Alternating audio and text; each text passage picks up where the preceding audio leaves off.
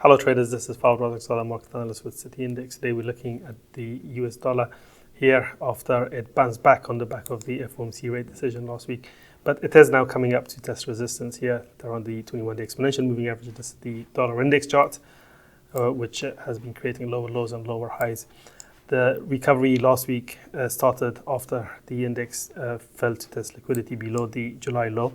So here it may have formed a possible low, a double bottom or a false breakdown if you like, but it will need to show some further bullish price action in order to convince traders that this is potentially a bottom. I'm not convinced yet, but let's see how the week unfolds. And looking at the dollar yen here, well, this currency pair is looking quite interesting, isn't it? Because the Bank of Japan was slightly hawkish last week, indicating that interest rate hikes could be on the way once again in Japan, at a time when the Fed is cutting interest rates, which should put downward pressure on the dollar yen, all things being equal.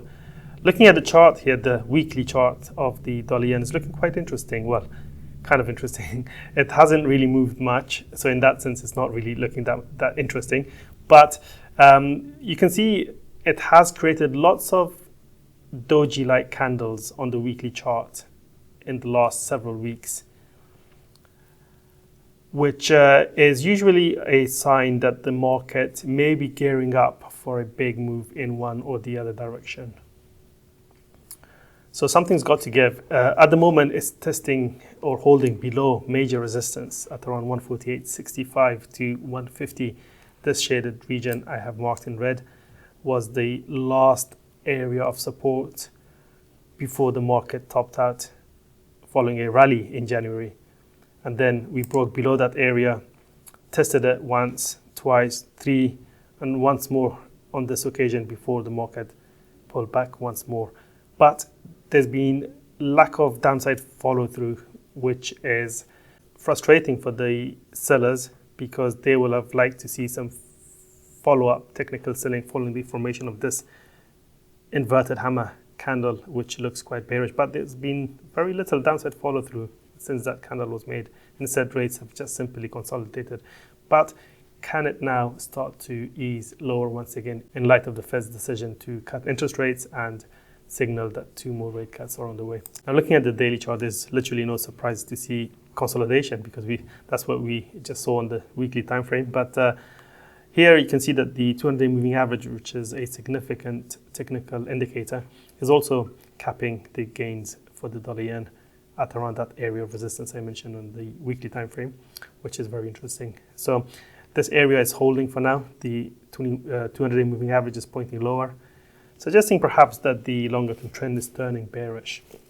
But we do need to see some downside follow through now, and that could happen if we break 147, which is the next key level of support. Below that, we have the trend line coming in at 146, and then if that breaks, then 145 could be the next stop. It's worth keeping a close eye on oil prices, given that prices have been consolidating in the last couple of weeks inside what looks to be a continuation pattern, namely a descending triangle pattern, which is typically a bearish continuation pattern that could result in more technical selling should support give way. Now, the support for this particular pattern comes in at around 62, which is where the trend of this pattern converges with prior lows.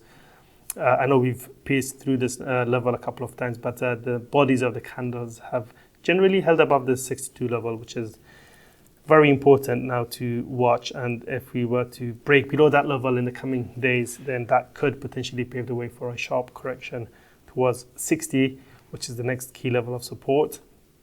And then if that level gives way, we could be talking about the $55 area once again, given that this area was tested a couple of times earlier this year. So those are key levels to watch on the downside. On the upside is this shaded gray region where previously it was support and resistance. And once again, it is offering resistance to prices.